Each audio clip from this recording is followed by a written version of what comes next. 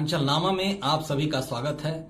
मैं हूं शक्ति प्रकाश श्रीवास्तव। आखिर सम्राट ही बने बिहार के सम्राट।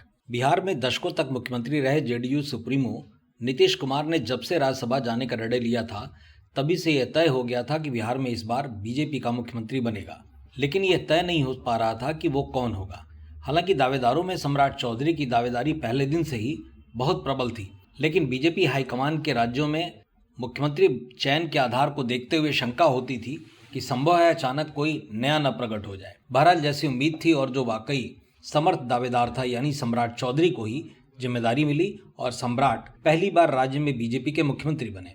सम्राट चौधरी का बिहार का 24वां मुख्यमंत्री बनना केवल एक व्यक्ति की सफलता की कहानी नहीं, बल्कि प्रदेश के बदलते सियासी समीकरणों, जन भावनाओं और नेतृत्व की नई परिभाषा का प्रतीक भी है। ये भी कह सकते हैं कि लंबे राजनीतिक संघर्ष और धैर्य का परिणाम भी है कि उन्होंने अपने राजनीतिक जीवन में कई उतार चढ़ाव देखे, लेकिन कभी अपने लक्ष्य से भटके नहीं। जमीनी स्तर पर काम करने की उनकी शैली और जनता के साथ सीधा संवाद रखना उनकी सबसे बड़ी ताकत रही। यही कारण है कि धीरे धीरे उन्होंने अपनी एक अलग पहचान बनाई और जनता के बीच विश्वास कायम किया। बिहार की राजनीति में लंबे समय से स्थापित नेताओं का दबदबा रहा है। ऐसे में किसी नए चेहरे का उभरना अपने आप में बड़ी बात है। हालांकि 58 साल के सम्राट चौधरी ने सियासी का कहरा अपने पिता शकनी चौधरी से सीखी है। शकनी बिहार में कुशवाहा समाज के कद्दावर नेता माने जाते हैं। कई बार विधायक, सांसद और मंत्री रह चुके शकनी समाज से तो आते ही हैं, समता पार्टी के संस्थापक सदस्यों में से भी एक रहे। इसलिए माना जा सकता है कि सम्राट में वो क्षमता है कि वो राज्य को नई दिशा दे सकते हैं।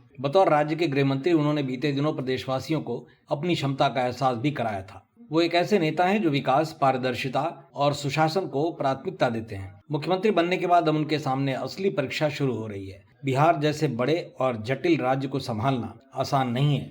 यहाँ बेरोजगारी, शिक्षा, स्वास्थ्य, बुनियादी ढांचे और कानून व्यवस्था जैसे कई अहम मुद्दे हैं जिन पर तुरंत और प्रभावी काम करने की आवश्यकता है। जनता ने जो विश्वास उन्हें दिया है, उसे बनाए रखना और उस पर खरा उतरना उनकी सबसे बड़ी जिम्मेदारी होगी। सम्राट के सामने एक चुनौती और होगी कि राजनीतिक संतुलन कैसे बनाए रखें, क्योंकि गठबंधन की राजनीति में सभी सहयोगियों को साथ लेकर चलना और उनके हितों का ध्यान रखना बेहद जरूरी होता है। उसके साथ ही विपक्ष की आलोचनाओं का जवाब भी उन्हें अपने काम से देना होगा, न कि शब्दों से। मुख्यमंत्री बनने के बाद आवाम की निगाहें अब सम्राट चौधरी पर टिक गई हैं और उन्हें पूरी उम्मीद भी है कि वे उनके भरोसे को और मजबूत करेंगे। मतलब की बात में आज बस इतना ही। कल फिर मुलाकात होगी इसी समय, इसी चैनल पर। तब तक के लिए नमस्कार।